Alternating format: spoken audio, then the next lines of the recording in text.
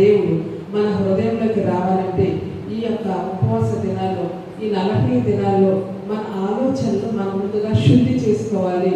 ఎలా శుద్ధి ఎలా చేసుకుంటాం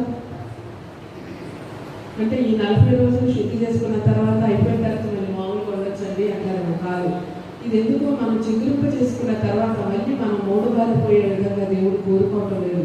ఈ చిగురింపబడిన జీవితాలు ఇలా కొనసాగాలని ప్రభువు కోరుకుంటున్నారు. కనుక ఈ మండల కాలంలో మన ఆలోచనలు ఎలా ఉండాలంట?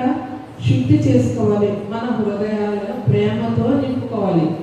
దేనితోనంట? ప్రేమతో. దయచేసి ఈ ఖర్చులు, కార్పణ్యాలు, శత్రుత్వం ఇదంతా కూడా ప్రభు చేతికి అప్పగించి మళ్ళీ 40 దినాల్లో ఎన్నోసార్లు క్షమాపణ గురించి చెప్పాను. క్షమించే మనసు లేకపోతే మనం ఎంత ప్రార్థన చేసినా, నువ్వు ఎన్ని బైబిల్ 1 బైబిల్ 1000 బైబిల్ కొనుక్కొని ఇంట్లో పెట్టుకున్నా, నువ్వు ఒక 1000 సార్లు బైబిల్ చదివినా, లేక నీకున్న ఆస్తంతా దేవుడికి రాసించిన, నువ్వు పరలోక రాజ్యానికి వెళ్ళనే ఉన్నావు.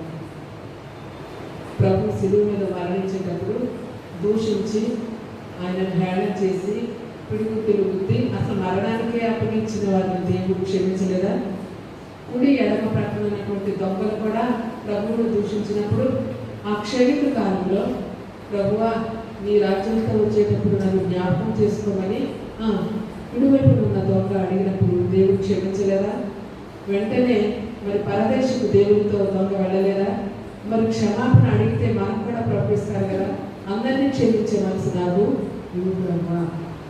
నా మనసు మార్పు చెందాలి, నా తలంపుల్లో మార్పు రావాలి, నా ఆలోచనలో మార్పు రావాలి, నా ప్రవర్తనలో మార్పు రావాలి తండ్రి అని ప్రార్థన చేసుకుంటే సమాధానకర్త దేవుడు మన హృదయాలకు ఎలా ఉంటారంటే కావలి కాస్తారు కదా. ఏ విధంగా ఉంటారు?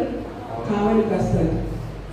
కాబట్టి ఈ శిలువ ఛానల్ను ధ్యానించిన మనం ఈ సమయంలో మనం గుర్తుపెట్టుకోవాల్సింది ఏంటంటే శిలువ దగ్గర బాధ ఉంటుంది, కానీ అదే శిలువ దగ్గర సమాధానం కూడా దొరుకుతుంది.